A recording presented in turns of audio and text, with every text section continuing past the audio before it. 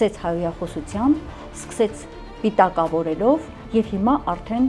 գնում է կոնկրետ գործողությունների, այսպես ծրագիրն արդեն ակնհայտ տեսնում ենք։ Չէ՞ որ եկան սրանք իշխանության, նոր Հայաստան, նոր Հայրապետ կոչով։ Բռնություններ կիրառեցին, քաշքշեցին, վեհապարին ճանապարհը փակեցին։ Քննչական կոմիտեն հայտարարություն տարածեց, որ պետական արխիվից լուրջ գաղտնի փաստաթղթեր են անետացել։ Ադրբեջանցիները Հայաստանում քայլում են ամբողջ Հայաստանով, քարտեզագրում են անում, տեղանուններ են ստուգում, տեղանքներում են լինում, եւ ըստ տեղեկությունների եզդիաբնակ գյուղերից մի քանի եզդի բնակիչներ են համարձակվել ասել դուք ով եք որ եկել եք գյուղ։ Հայոց եկեղեցին վեհապարի նախաձեռնությամբ եղավ այն ձայնը միջազգային հարթակներում հնչեցնողը, որից սարսափած է եւ Ալիևը, եւ նրա կատարածում Նիկոլ Փաշինյանը։ Պատրաստվում է ստեղծել ու իրականացնել քաղաքացիական պատերազմ։ Կյանքի խոսքի այդ աղանդավորականների ես լսել եմ նաև որ 50-ականների եւ Եհովայի վկաների ուժերն են նաև փորձում օգտագործել։ Այդ մարդիկ 2018-ին կներեք նաև ներկա են նրա այդ դուք տեսեք մի բան իհարկե ներկա են 2018-ին հենց նրանց վրա հենվելով է դա իրականացվել։ Բացարձակ չեմ կասկածում, որ նրա հրահանգով հերթական այդ կատաղած աղանդավորական մոլերանտ այդ ամբողը կարող է գնալ նորից այդ քայլի, դրա համար մեր ժողովուրդը պետք է զգոն լինի։ Նիկոլի սատարող մասսան զրոյական է։ Նիկոլին պատող մասսան 95-98% է։ Շատ է փոխվել Նիկոլի կամակատար մասսան, բայց որ պետք է վեհապարին դիմավորել, բայց որ պետք է մեր եկեղեցու կողքը կանգնել, բայց որ պարտադիր է մեր սատարումը մեր եկեղեցուն, դա անքննարկելի է։ Ողջույն սիրելի հայրենակիցներ, մենք հաղորդաշարն է Հայք Նյուզ լրատվականի եթերում, հյուրս այսօր արդարադատության գեներալ-մայոր Թաթուլ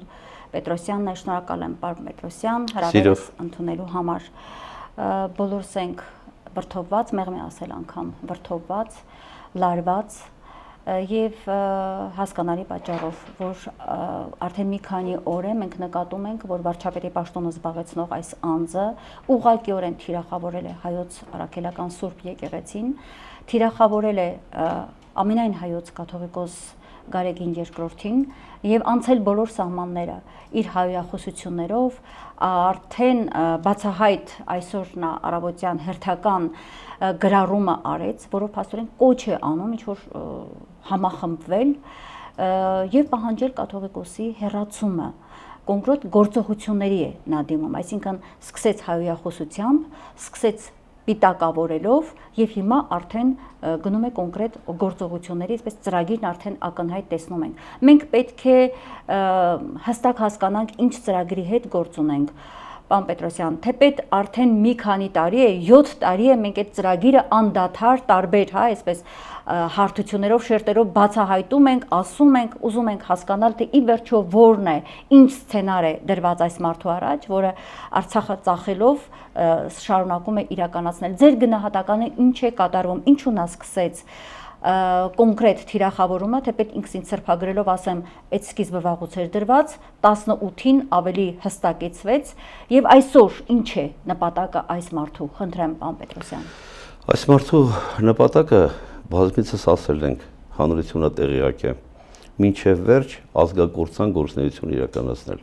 հայության տեսակը աշխարհի քարտեզից վերացնել։ Սա այս պատվերով եկել է եւ այս պատվերը փուլ առ փուլ իրականացնում է։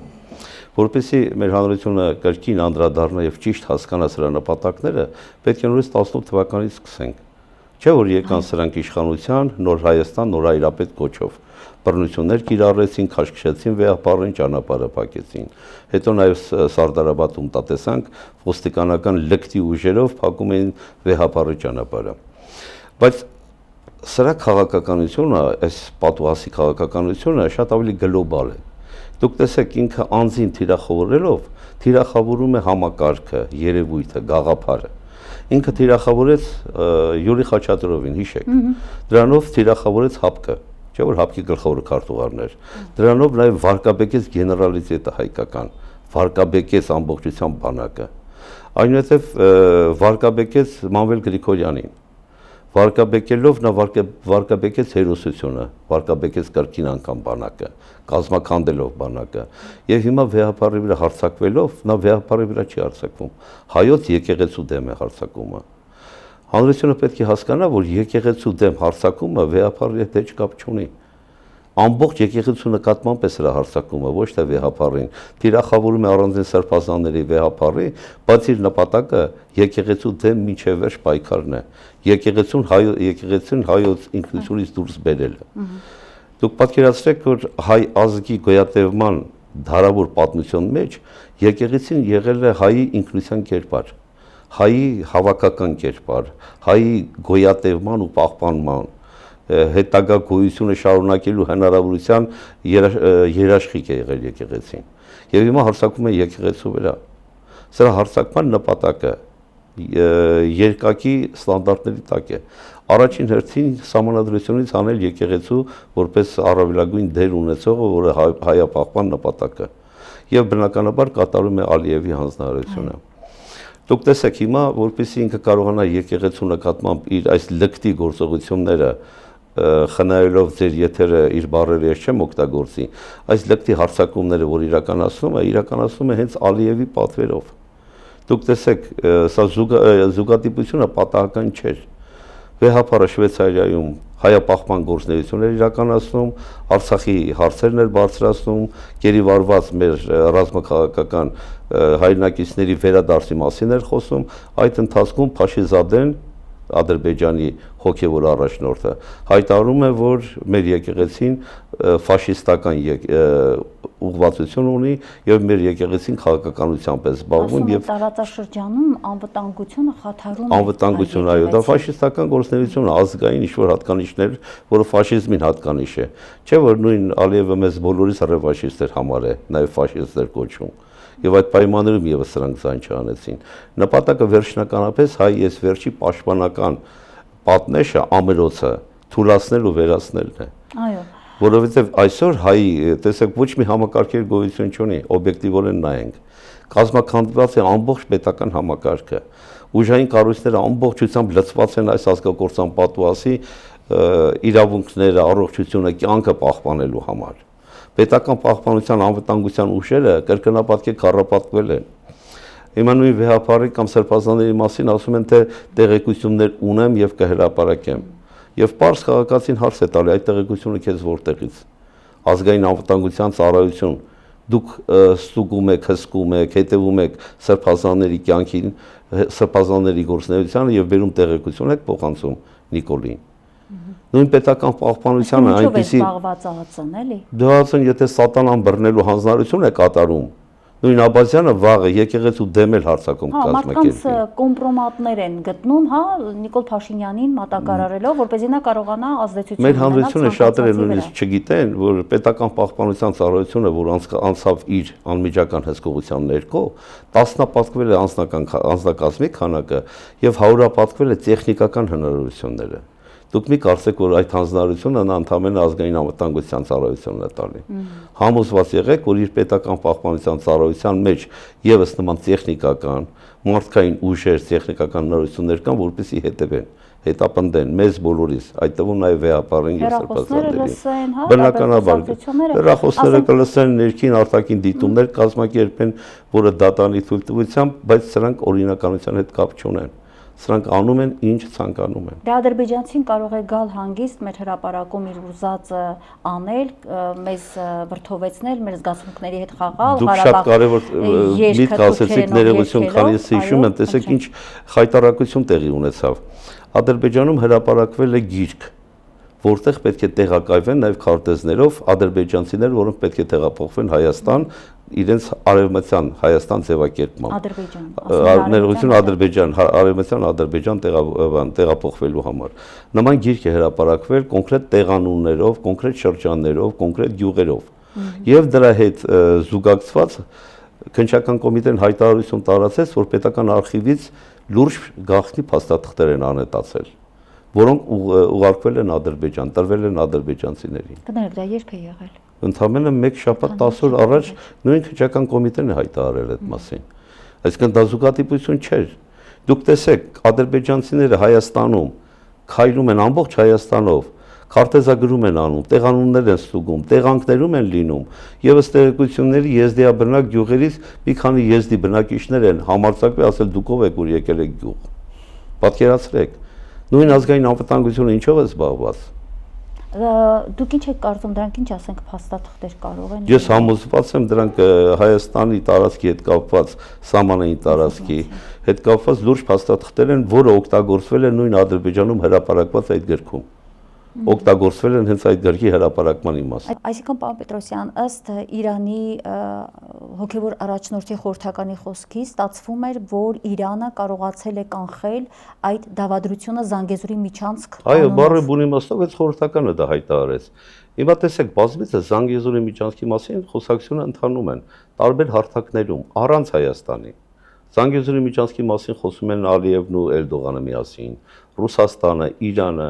որևէ մեկը Նիկոլ Փաշինյան կոչվածի որպես երկրի ոչ բարով ղեկավար, նրան այդ հարցի քննարկմանը մասնակից չեն դարձնում, որտեղ գիտեն նա որևէ հարց չի լուծելու այստեղ։ Եվ երկրորդ ամենակարևորը, ինչպես ասեցի, այդ գրքի հրապարակած երկրորդ պայմանը, որ խաղաղության համաձայնագրի հետ կապված պնդում է Ալիևը եւ Նիկոլը կամակատար վարկագծով իրականացնում է, որի համաձայնությունը եւս տվել է, նա գաղտնի է պահում դա։ Նա համաձայնություն տվել է, որ ոչ պակաս 300,000 ադրբեջանցի պետք է տեղափոխվեն ըստ իրենց ձևակերպման արևմտյան Ադրբեջան։ Նույնիսկ Ալիևը բազմիցս հայտարարել է, որ Նիկոլ Փաշինյանը պետք է նստի սեղանի շուրջ արևմտյան Ադրբեջան կոչված համայնքի ղեկավարների հետ։ Չէ՞ որ նրանք արդեն իրենց կազմն ունեն, ղեկավար կազմը, արդեն հոգևոր առանձին, եթե մենք թեմական տարածք ենք ասում, չգիտեմ մուսուլմանների մոտ ոնց է։ Նրանք Հայաստանում նաև իրենց թեմական ինչ-որ առաջնորդ են նաև կարգել մեկին։ Այսինքն Հայաստանում տեղավորվելու լիարժեք մթնոլորտ են ստեղծել։ Հիմա սա ամենաահավոր վիճակներից մեկն է, ես նույնիսկ ասում եմ 300,000 չէ։ Եթե 1000 ադրբեջանցի էլ բերեն տեղավորեն Հայաստանի մի տարածքում, ոչ միայն դա, հասել են 450-ի, իրականում հայտարարում են արդեն 450-ի։ Գիտեք, այստեղ քանակը այդքան էական չի, վտանգավորությունը հաջորդ փուլում է իրականանալու։ Ադրբեջանցիները եթե կան ստեղ բնակվեն 100 թե 1000 կամ 450,000, եթե նրանցից մեկի քիթը արումին օծվեց հանկարծ, նույն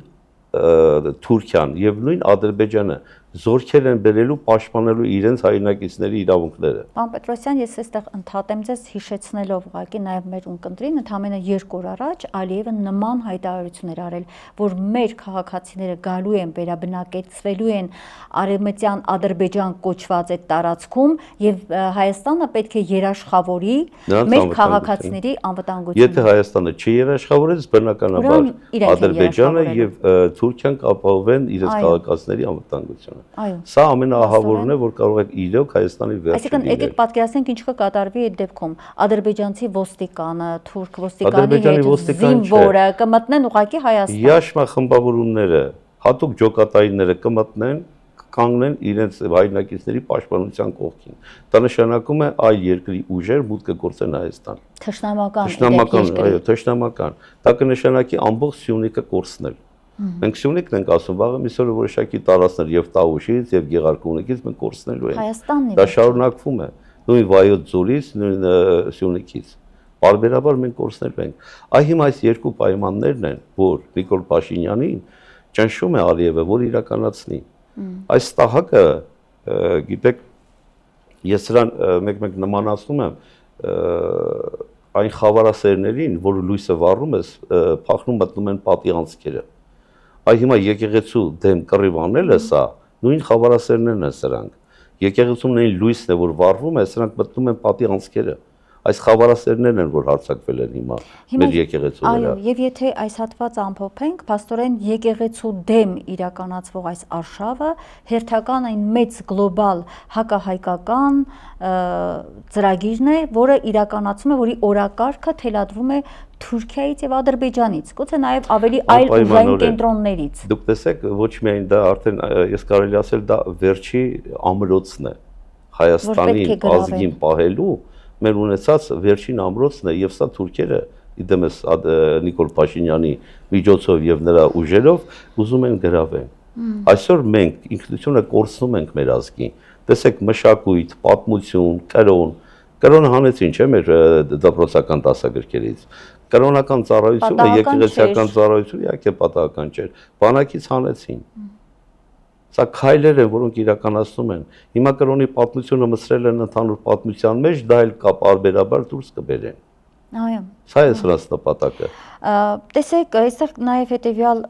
դուք հիշեցրեցիք, այո, միջազգային այդ շատ կարևոր համաժողովը, որտեղ վեհապարը հստակ խոսեց Արցախի էթնիկ զտման հետ կապված, հայաթափված Արցախի մասին, դուք արդեն շեշտեցիք գերիների հետ կապված բան։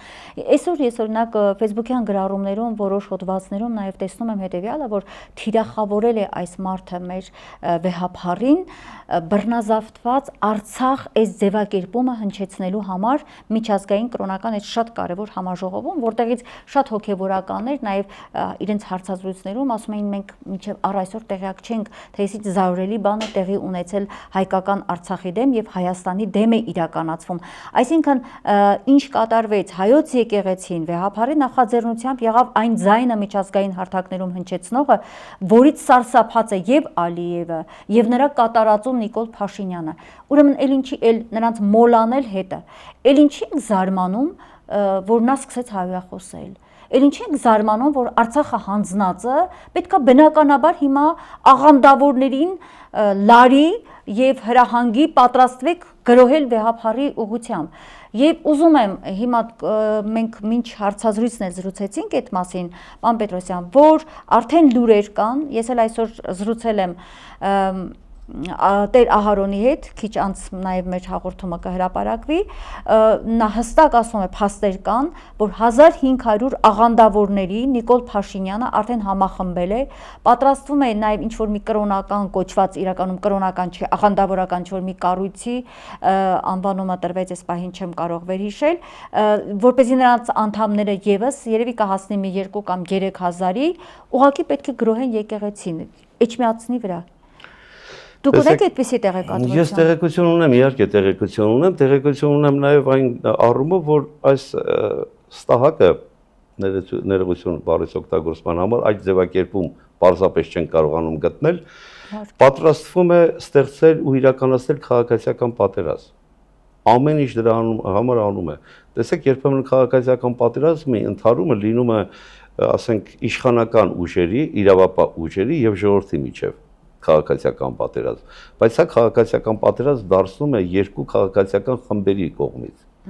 Աղանդավորական այս ոհմակը, որ նա փորձում է մղել դեպի վեհարան, իր կողմից արդեն 18 թվականից օգտագործված ուժերն են։ Չմոռանանք, որ Ամերիկայի Միացյալ Նահանգներում կյանքի խոսքի Արթուր Սիմոնյան, եթե չեմ սխալվում, այո, որոնք Միացյալ Նահանգներից եւ Եվրոպայից միլիոնավոր դոլարներ են ստանում եւ նրանց թվականը բավականին մեծացել է Հայաստանում, ցավոք մեծացել է։ Եվ իրոք ասում են, որ շուրջ 100,500 կյանքի խոսքի այդ աղանդավորականների, ես լսել եմ նաև, որ 50-ականների եւ Եհովայի վկաների ուժերն են նաև փորձում օգտագործել։ Այդ մարդիկ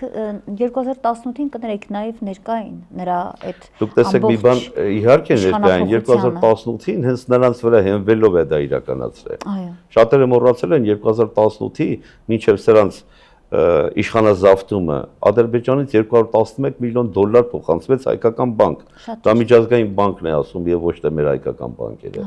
Եվ այս ուժերը 18 թվականին օգտագործվել են։ Բայց մեր հայրենակիցները մի բան պետք է հասկանան։ Այս ողորմելի մասսան աղանդավորական, որոնք հրաժարվում են նույնիսկ բանակ գնալու, հրաժարվում են զենք կրելուց, չեն կարող իրենց տեղով կրակել դառնալ վեհարանի վրա արձակում գործեն։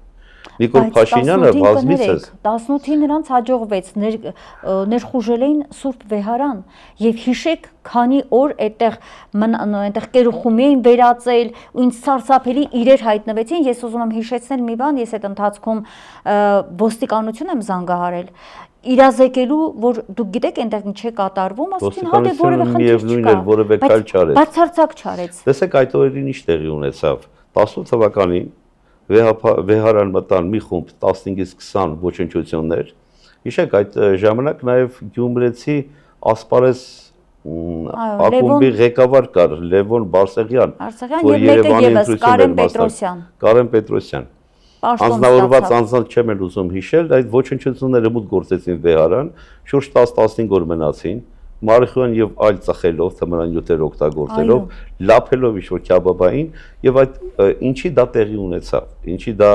թույլատրվեց սրանք նախ իշխանության էին Եվ ժողովրդի ամբողջը դեռևս սրանց ընդունում էր սրբության տեղ Նիկոլ Փաշինյանին։ Եվ ոստիկանությունը որևէ քայլ չարեց։ 18 թվականին դա իրագործվեց։ Հիմա 18 թվականը չի։ Հիմա եթե Նիկոլ Փաշինյանը համարձակվի ընդամենը 100 մարդ հանել փողոց եւ փողոցում ընդամենը ինչ-որ միտինգ անել, չի կարողանալու նա։ Նա չի կարողանալու, նրանց մեջ վախը, ահավոր անասնական վախը խորացել է։ Նա չի կարող, հիշեք, որ շարժման ժամանակ էր մի քանի նիկոլապաշտներ փորձեցին նույն ընթացքում հավաքներ կազմակերպել։ Ես հիշում եմ Գայրանի մերձակա հրապարակում սրանք փորձել էին հավաք կազմակերպել 20 մարդուց ավելի մարդ չէին հավաքել։ Վերջի շրջանի մասը։ Ընդդիմադիր շարժման ժամանակ եմ ասում դեռևս։ Փորձում էին համանչուն քայլեր ձեռնարկել, որ տեսեք Նիկոլին պաշտպանող մասսա կա։ Չկարողացան։ Հիմա Նիկոլը իր կողմնակիցներով հանդերձ 90-95%-ով կորցրել է դա։ Ինքը լավագույն դեպքում այսօր 5-8% աջակից ունի, որոնք ավելի շատ աշխատող, հանրային աշխատողներ, իր համակիրներ, ԿՊԱԿ-ի մերձավոր բարեկամներ, որոնք այսօր օգտվում են լափամանից, որոնք աշխատում են եւ կարողանում են իրենց, այսինքն օրվա ապրուստը հոգալ։ Այս սրանք են, որ դեռևս նրա կողք կանգնած են։ Մի կարևոր բան նկատեցիք, որ նա չի կարող, չէ, այսպեսի միտք ասացիք, եկեղեցու դեմ նման բան կազմակերպել։ Ոչ միայն պատճառը նա է, որ ընկել է իր վարկանիշը, ես ուղղակի այս պահին, որ դուք ասացիք, հիշեցի 2018-ը, անգամ այն պահին, երբ այդչափ իր կողքին կար ժողովրդի հոց, հա, բազմություն,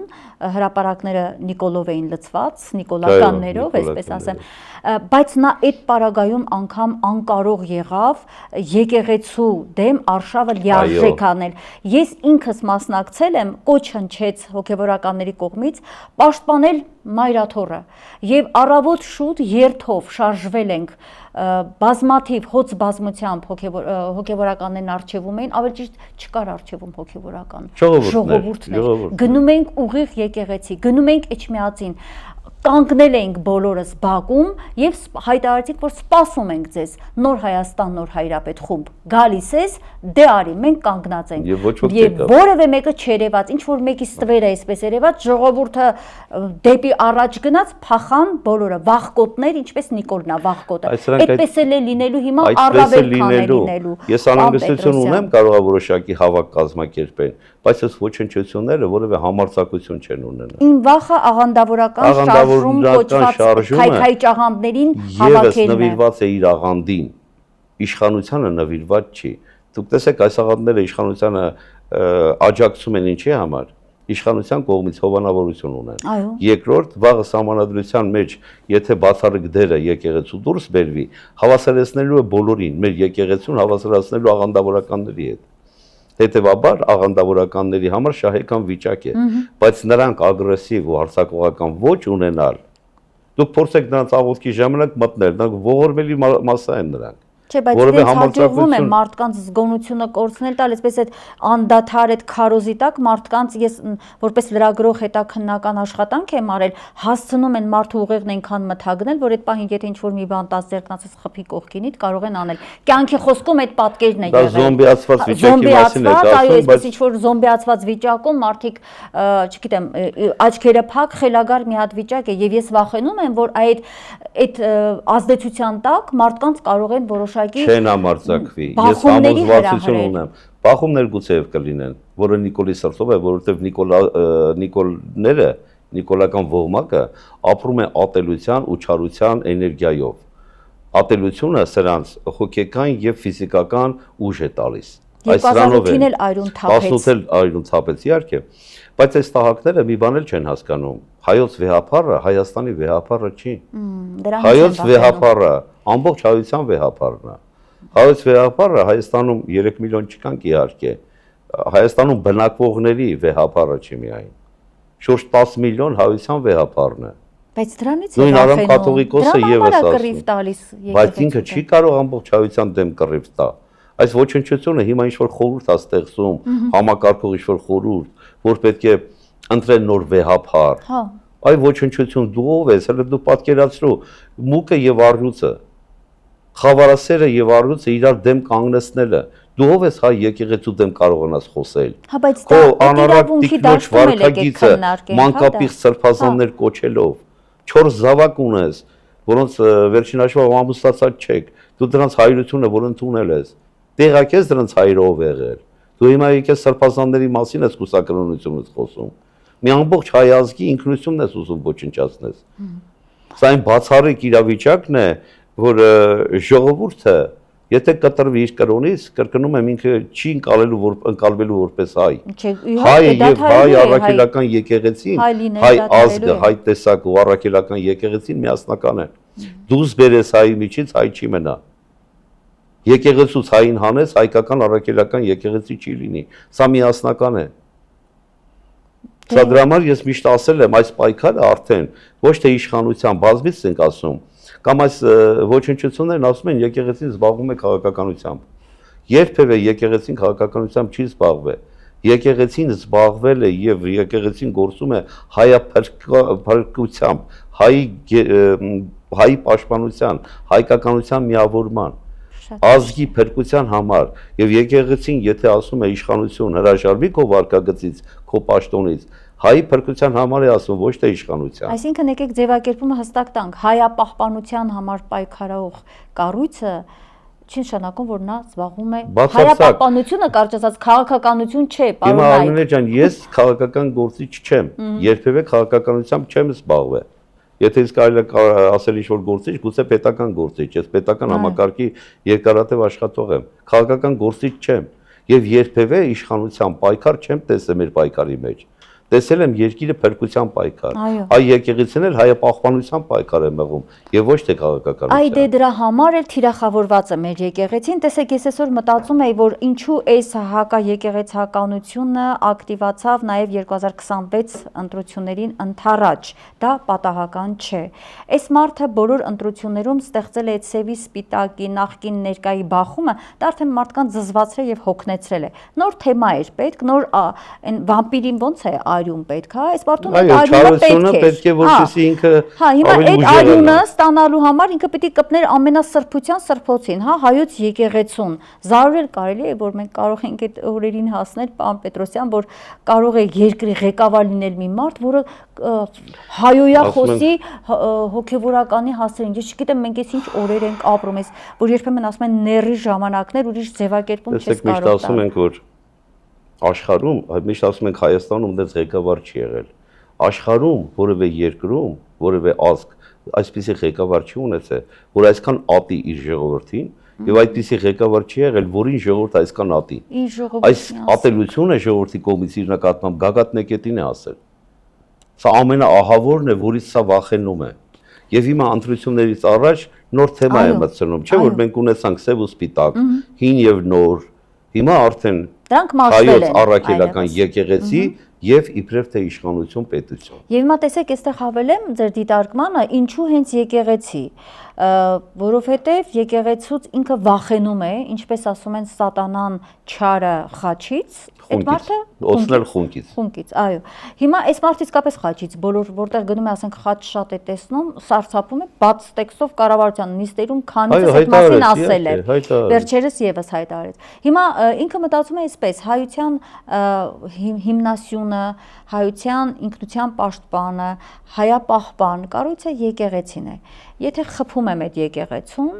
վերջ գլուխը կտրեցին։ Եկեղեցին նաև այն կառույցն է, որը համախմբում է Սփյուռք, այսինքն եթե կաթողիկոսը հայտարարությունը հնչեցնում, Սփյուռքում դա հետաքրքիր չէ, արձագանք է ունենում։ Ինչ անել ընտրություններից առաջ, վարկաբեկել, պիտակավորել, հայոյախոսել, վեհափառից մինչև բոլոր մեր հոգևորականներ եւ քանդել եկեղեցին, այսինքն քանդել հայի գլուխը։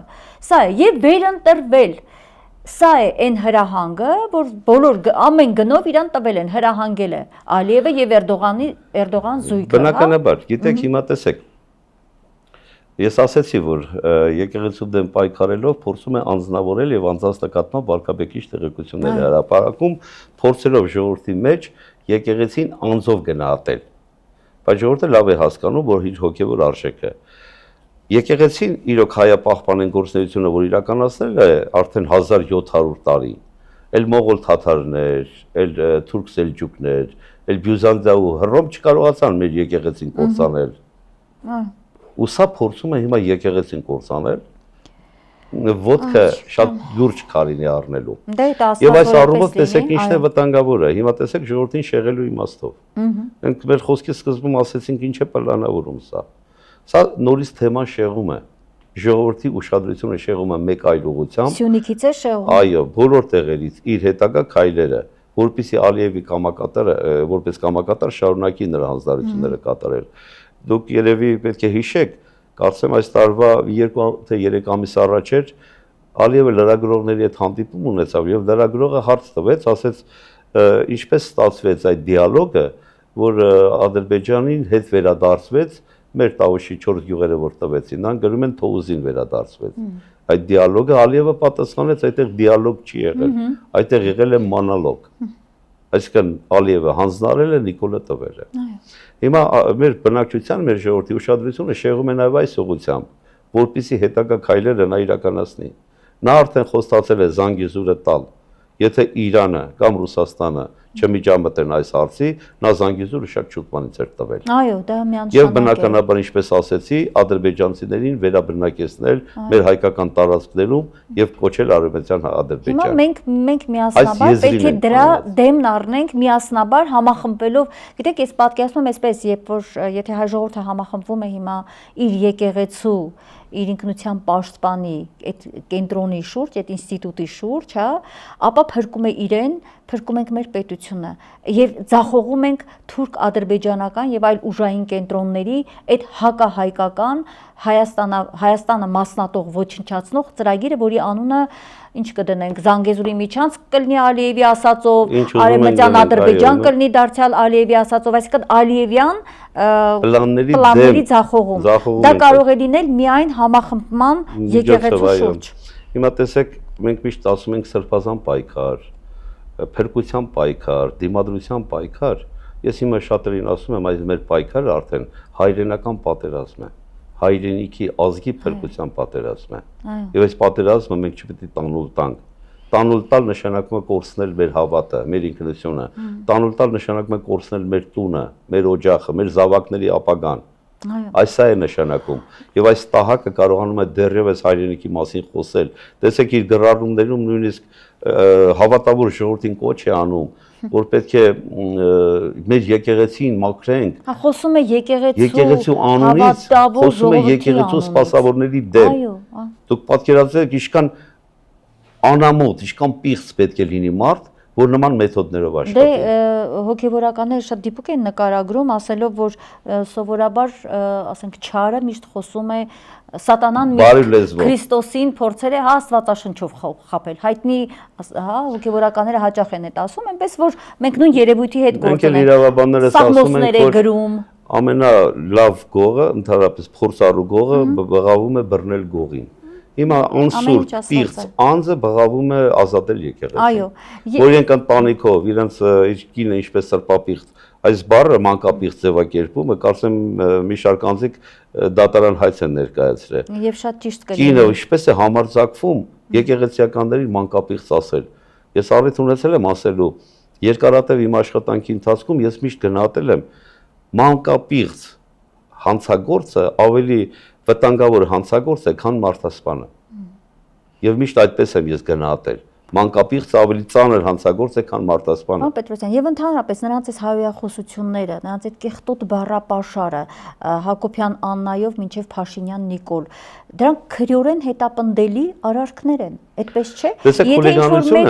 խուլիգանությունը նաեւ փոփոխություններից հետո նաեւ հայուելը անձին հայելը եւ դա եթե իրականացվում է լրատվամիջոցներով, հանրային եղանակներով, ապա խուլիգանության երկրորդ մաս է դառնում եւ դա պատժելի արարք է դառնում։ Հիմա սրա կինը մանկապիղծ է հայտարարում, սա եթե հայտարարում է, նշանակում է կոնկրետ հանցագործության մասին հաղորդում։ Եթե չապացուցվի, ուրեմն սուտ մատնության համար պետք է դատվի սա։ Սա ամուսին կոչված այս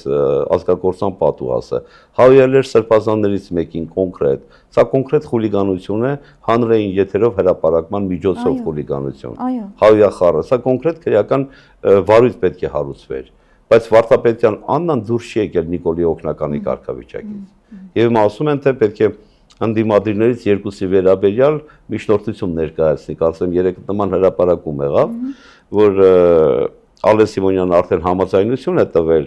որ Աննա Վարդապետյանի միջնորդությունները Արծվիկ Մինասյանի եւ Սերյան Օհանյանի նկատմամբ անձեռնամխելիությունը զրկելու միջնորդություններ կար։ Ինչպես ասում են, օղակը սեղմվում է գնալով, մենք դեռ շարք ենք այդպես տեսնելու, շատ նոր բաներ ենք տեսնելու։ Մենք ասում ենք, որ բոլորս ենք դա տեսնելու։ Այո, ինչ կասեք առաջին նախագահ Լևոն Տեր-Պետրոսյանի այցի հետ կապված, նա ցանկություն էր հայտնել հանդիպել վեհափարին, հա,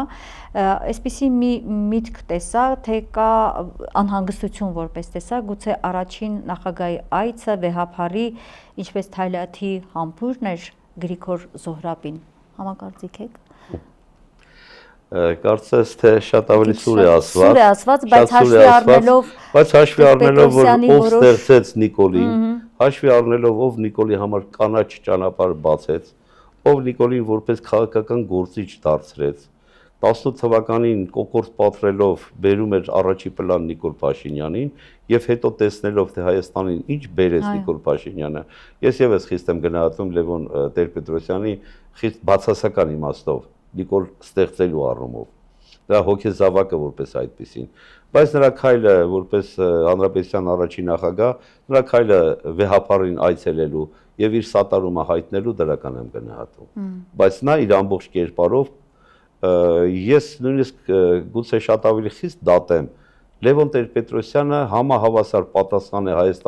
պատասխանատու է Հայաստանի կործանման համար, ինչքան Նիկոլ Փաշինյանը։ Որպես կնքահայր։ Այո, ոչ միայն կնքահայր, նրա գաղափարախոսությունը եւս։ 2008-ին ձեռքի տված հրապարակում կանգնած է։ 2008-ին եւ դրանից հետո շարունակ Նիկոլ Փաշինյանն էր պաշտպանում։ Եվ նա էր, չէ։ Ի վերջո Արցախի հարցում եւս։ Արցախի հարցում եւս նրանք նույնա բովանդակ մտածելակերպ ունեին Արցախի հարցում։ Ժամանակին Լևոն Տեր-Պետրոսյանը չէր ասում տղայք գնացեք պահեք, գնացեք վերցրեք, դա ասելու բան էր նախագահ եղած մարդու կողմից։ Իսկ հիմա այսպես տպավորություն է ստեղծվում, որ իրար դեմ են հանդես գալիս, Փաշինյանն էլ բավական քննադատել էր, թե ընտրակեղծարարը գնում է կեղծարարությունը պաշտպանողի մոտ, այսինքն մենք նկատում ենք ինչ է սա շղարշ է։ Գիտեք, շատ լուրջ չեմ ուզում այդ թեմային անդրադառնալ, դա թեմա էլ չի նույնիսկ։ Իհարկե իմաստ չունի։ Պարզապես զուտ գնահատենք հետեւյալը, որ նա այցելել է, կարծես թե զղջացել է, մեղանչում է վեհափարին, մեղանչում է, որ Նիկոլ Փաշինյանն է ստեղծել։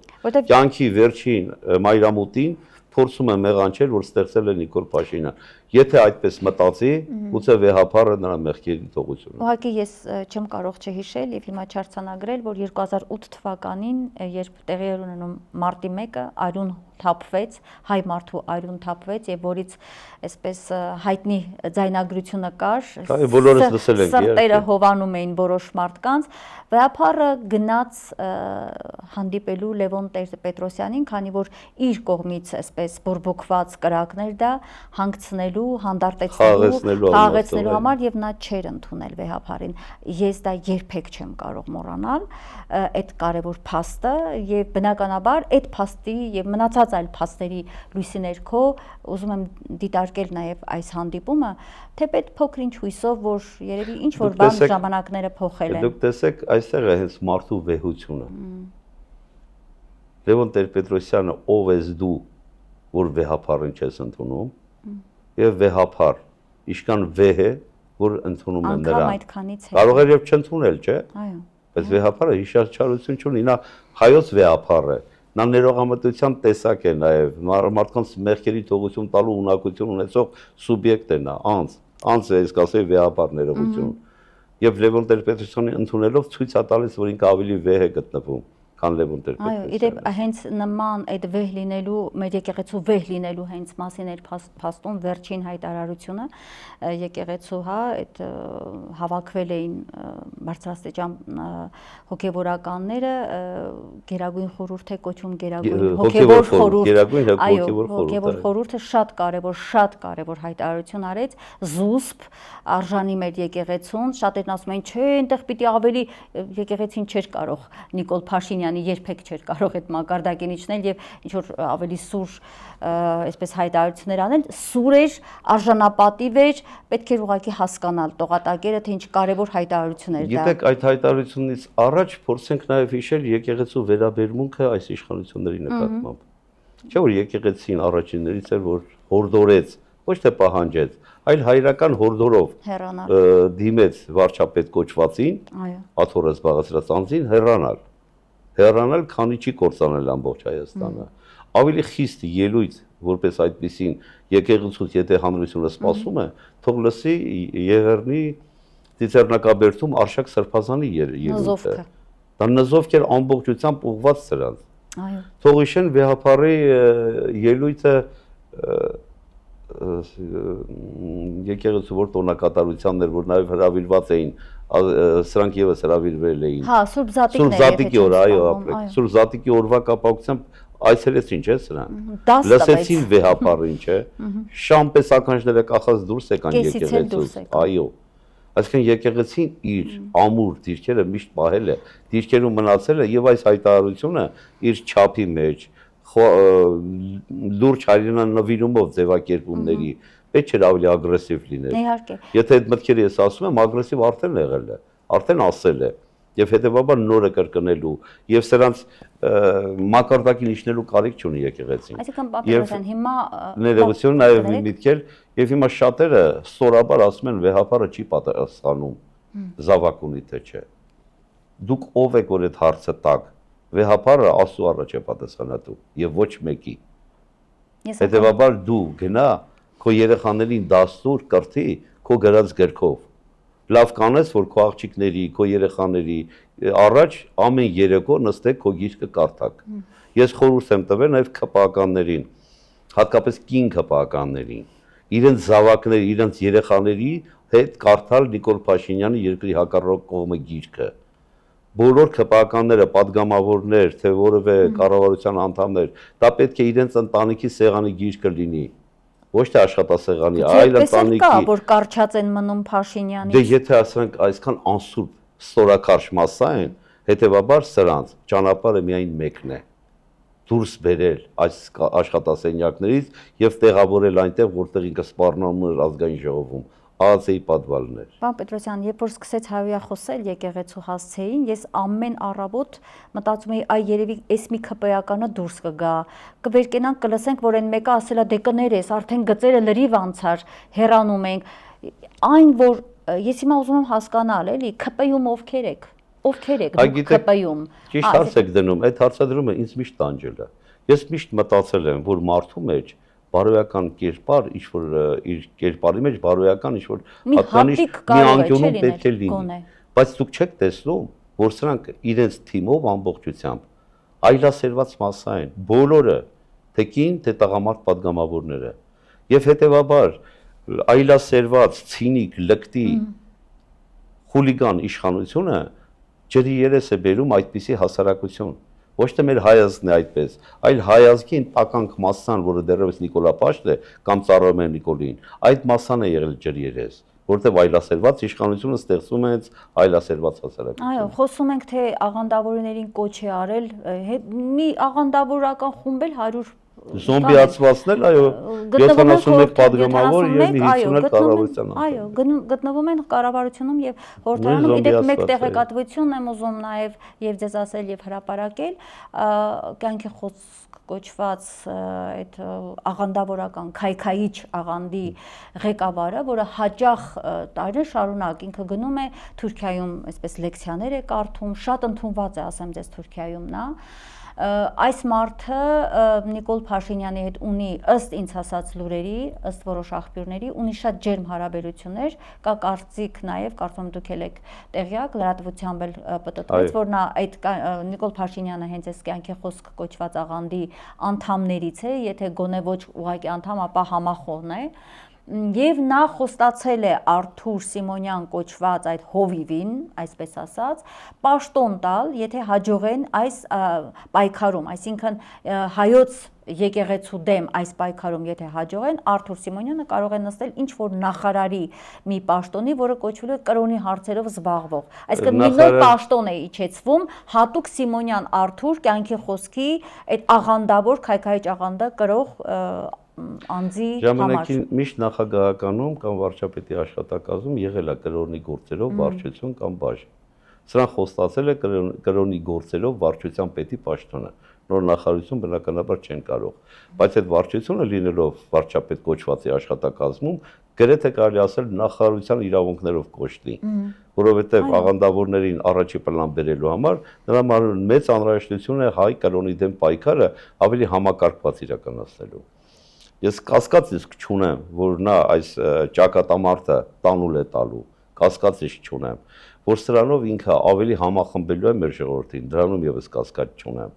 որ սրանով ինքը ընտրության գնալու համար նոր թեմաներ է ընտրում, ընտրություններ իրականացնելու, բայց սրանով ինքը ընկնելու է իր փորած փոսը։ Դա Աստված այդպես լինի, ես ուզում եմ վերջին տեղեկատվությանն անդրադառնանք ու եզրափակենք, այստեղ իհարկե կարևորը անձը չէ, այնուհանդերձ Արթուր Վանեցյանն է հանդես եկել կոչով, որ այսօր գիշերը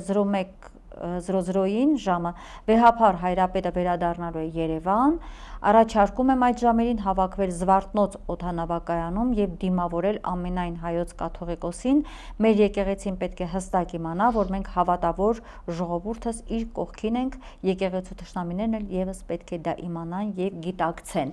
Շատ գնահատելի է Արթուր Վանեցյանի այս վարքագիծը, որովհետեւ ես էլի այն կարծիքի չեմ, որ սրանք կփորձեն հարձակվել մեր վեհափառի վրա, բայց իրան դիմավորելը, իրան դիմավորելով ճանապարհելը դեպի Էջմիածին, դա ցույց կտա նորից հայ ժողովրդի սատարումը հոգևոր արժեքների համար, հայ ժողովրդի կողմից եկեղեցու կողքին կանգնելը։ Սա ցույց կտա։ Եվ բնականաբար Արթուր Վանեցյանի հայտարարությունը շատ ճիշտ է եւ ես եւս կոչ եմ անում միանալ այդ կոչին։ Դուք ասացիք, չեք կարծում, որ կհարձակվեն կաթողիկոսի վրա, ես նորից պիտի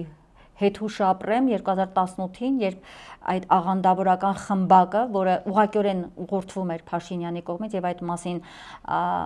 նախկին ԱԱԾ տնօրեն, հենց եթե չեմ սխալվում, Արթուր Վանեցյանն ասաց, որ ուղղորդվել է այո, հենց Նիկոլ Փաշինյանի կողմից, հետևել էին կաթողիկոսին, մինչև գնդեվանք եւ այդտեղ կար ձայնագրություն, այդ ձայնագրությունը դեպ ասեմ հեռուստատեսություններից մեկում պահպանվում է,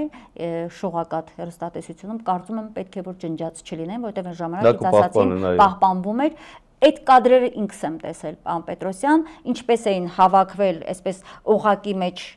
առել էին կաթողիկոսին եւ մի քանիսը կողքից ասում էին բրթեք, հրեք, գցեք ձորը։ Ուղղակի լսվում էր այդ խոսքը եւ ես բացարձակ չեմ կասկածում, որ նրա հրահանգով հերթական այդ կատաղած աղանդավորական մոլերանտ այդ ամբողը կարող է գնալ նորից այդ քայլի, դրա համար մեր ժողովուրդը պետք է զգոն լինի։ Մեր ժողովուրդը պետք է կանգնած լինի իր եկեղեցու եւ կաթողիկոսի թիկունքին։ Դուք ճիշտ նորից հիշեցրեցիք եւ ես կրկին հիշեցնեմ 18 թվականի ժողովուրդը նույն ժողովուրդը չի այսօր։ Շատ է փոխվել։ Նիկոլի սատարող մասսան 0% է։ Նիկոլին ատող մասսան 95-98% է։ Շատ է փոխվել Նիկոլի կամակատար մասսան, բայց որ պետք է վեհափառին դիմավորել, բայց որ պետք է մեր եկեղեցու կողքը կանգնել, բայց որ պարտադիր է մեր սատարումը մեր եկեղեցուն տան քննարկելի է եւ յուրաքանչյուրս պարտավոր ենք մեր խոսքով, մեր գործով, մեր քայլով կանգնել մեր եկեղեցու կողքին։ Շնորհակալ եմ, պարոն Պետրոսյան, հետաքրքիր վերլուծության համար։ Վերհիշեցնեմ այսօր իմ հյուրը արդարադատության գեներալ մայոր Թաթուլ Պետրոսյանն էր։ Լավ եղեք, կհանդիպենք։